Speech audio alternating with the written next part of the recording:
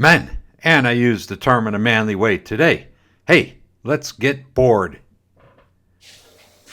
If you watched my previous video on boring cylinders, this is my method. Just to keep everything, make sure I don't cross any numbers up, I measure the original piston, 2.748, 2 3/4, what you would expect from a standard bore flathead, okay? The new piston is nominally 20 over. 2.774 is what it measures out at. I'm going to set my initial cut to 2.745, which is smaller than the original piston. I should start scratching the cylinder wall with that number, and per my specs from the guy who sold me these pistons, he does vintage racing, antique vintage dirt track racing. He does quite a bit of. So these are KR pistons, and he recommends 5/1000ths of an inch clearance on these things, which sounds like a lot. But anyway, that's what we're going to do. And one of the reasons he recommends it is because with the ports on the side of the engine, the exhaust will distort the bore and make it run out of rounds, so you need extra clearance on a flathead. So anyway, I'm going to start at, well actually this one is done. I started at 2.745. I expected to hear the cut around the boring bar, make a few light scratches, and it did. And I just brought it up 5 thou at a time. I did two fine cut passes, 2.779, and I'm lazy. I don't like to hone things, so I squeezed an extra 1,000th out and got me to within 1,000. So a couple of quick passes with a fine hone, I'll be right on target. We're going to measure everything for the rear jug the same way.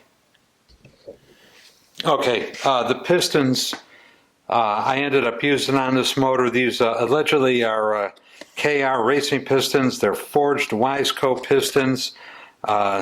Geez, they're just beautiful. Let's take a look at them.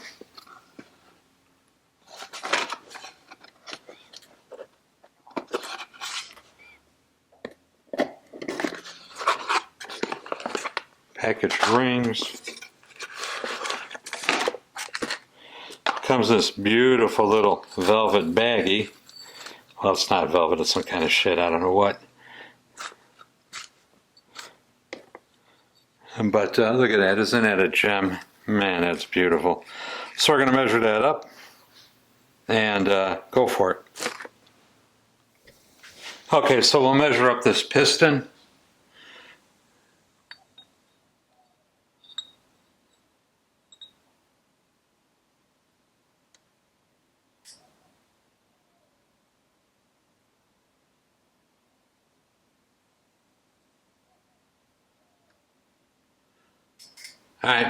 I'm sure you can't read that, but this one actually is 1,000th of an inch smaller than the other one. Okay, we've got the micrometer set to match the piston. It's locked down, it hasn't moved since I measured the piston. Then we got to measure, well, now we have to match the 0 on the dial bore indicator to the micrometer. This now becomes a substitute for the piston. Okay, when the cylinder is bored and honed to the correct size, from that 5 to that 0 is the clearance between the cylinder and the piston. That's what we're shooting for.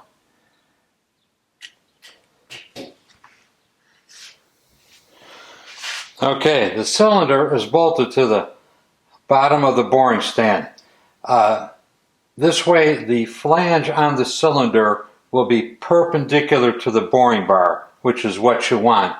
If somehow during manufacture the head got a little out of square or whatever, if I had it bolted the other way around, then the cylinder might not be perpendicular to the boring bar. Anyway, it's bolted to the bottom of the stand, it's clamped down in there.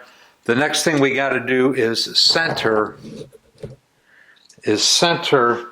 the boring bar over the cylinder. And we're going to do that with these centering fingers. I'll show you how. You pop the centering fingers into these little square holes over here, and we're going to blow the crud out of there.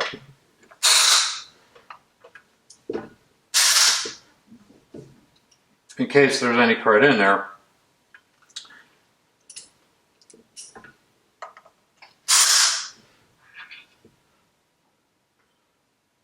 There's a couple of accessories that go with this machine, without which the machine would be useless. The centering fingers are one of them, and the special micrometer is the other. Without this micrometer, the machine is almost useless.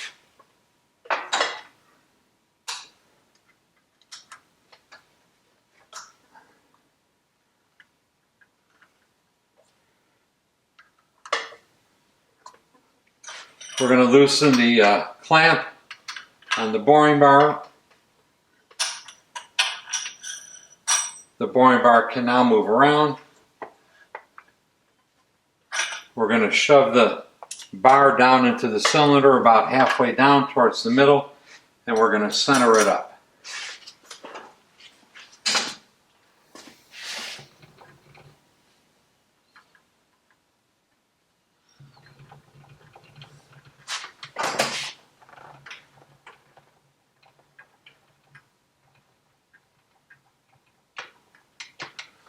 I reach up in there as far as I can, and that's about the middle of the jug.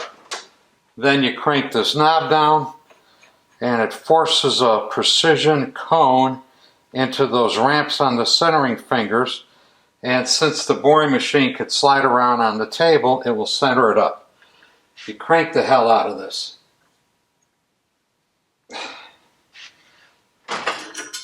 Then you tighten the boring machine's clamp nut up over here, and theoretically you're centered and ready to go. You release the big knob up on top, pull the bar out of the hole. I'm going to screw the knob in, and you can see what happens with the centering fingers. Okay. I'm going to tighten the knob up on top, and you can see what the centering fingers do. Maybe.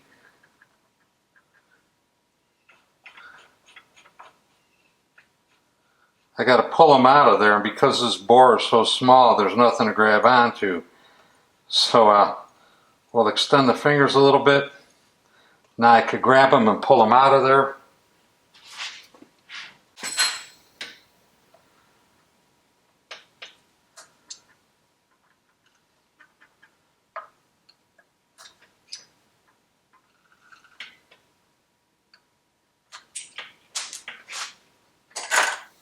Okay, here's the micrometer set for my first pass, 2.745. Let's stick it in the machine and adjust the cutter.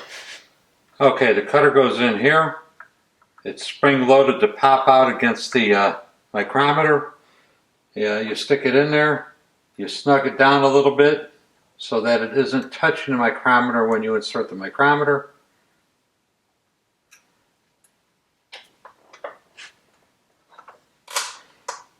We set and lock down the length of the micrometer. It falls into a detent in there.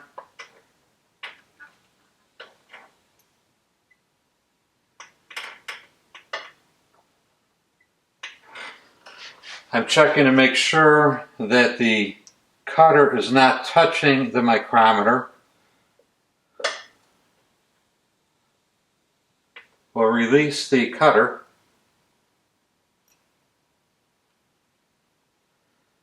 It hit this cushioning ring. We can now lock the cutter down.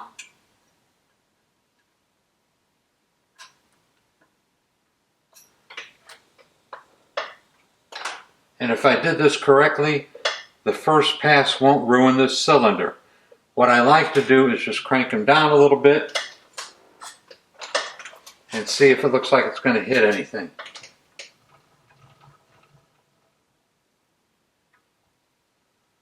And it looks like it's just skimming the cylinder.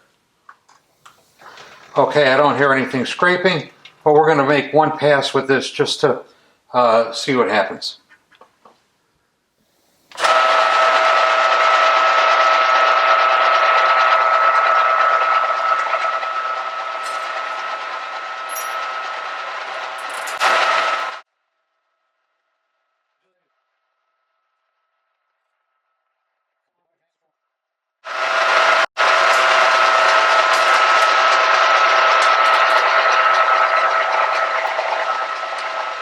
I like to keep a rag around there so the cast iron chips don't, pop up and get on the boring bar. It's not cutting anything right now, which is a good sign. That means that I'm relatively centered in the cylinder by within a few thou.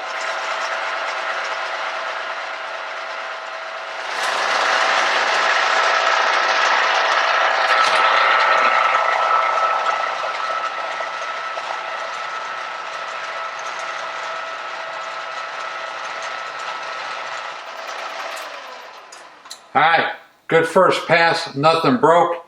I'm very close to where I need to be with this thing, so we're going to go on another 5 and take one more run at it and see what happens. Okay, second pass, I went out another 5 thou. We should start making some contact here.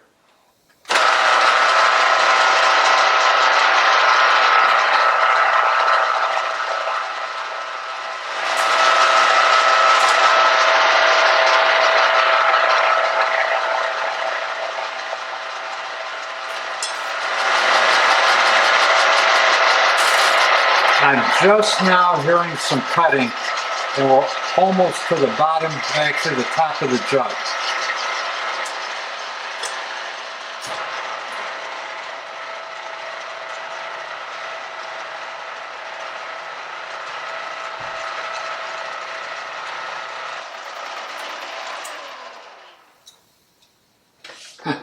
Just the barest of contact right up here near the end of the ring travel. And one of these jugs, I think it's this one.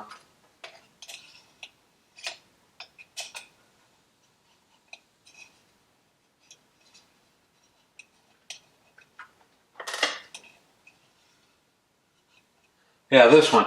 One of these jugs had what looked like hammer marks in it. I don't know what's up with that. But anyway, we'll go another 5.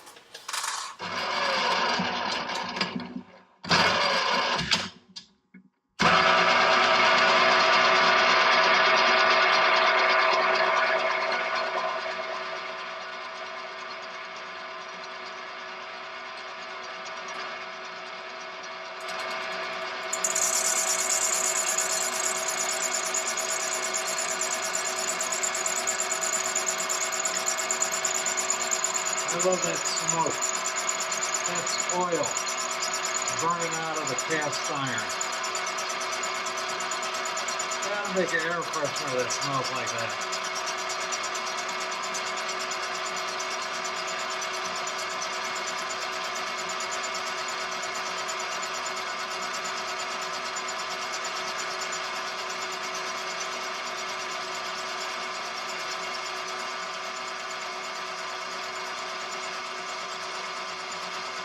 I can hear good cutting sound.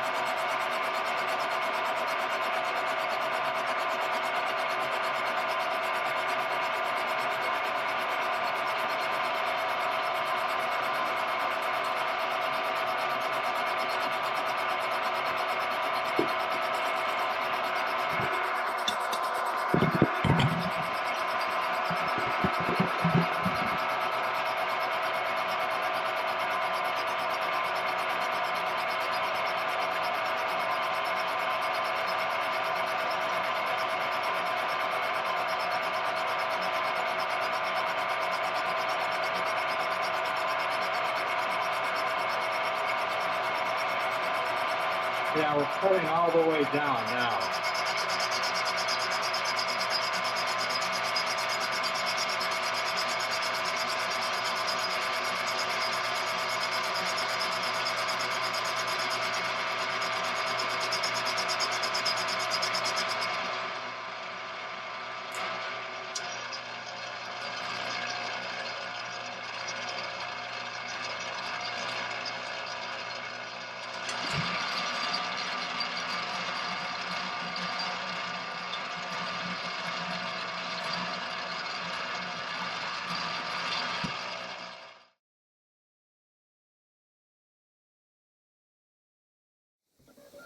Okay, so we've set the dial bore gauge to be 0 when it is the same size as the piston. Okay, let's check out some measurements. I'm up near the top of the bore right now, and we're looking for where the needle peaks out. So we're just about +4 and a scotch up near the top of the jug. So let's go down to the bottom of the jug.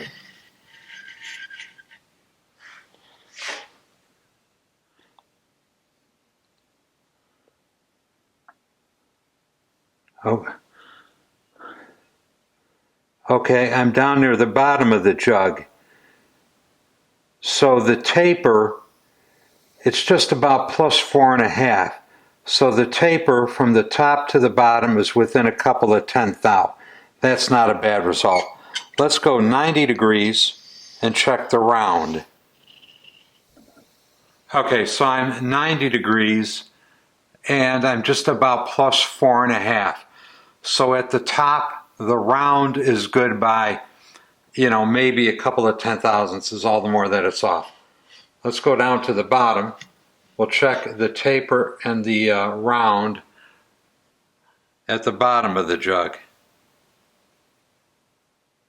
And once again, we're just about +4.5. So it's straight and it's round. The finish is almost perfect. I'm very happy with this result. It doesn't get much better than this. And with that, I am out of here. Thanks for watching. Please subscribe, and we'll see you next time. Bye.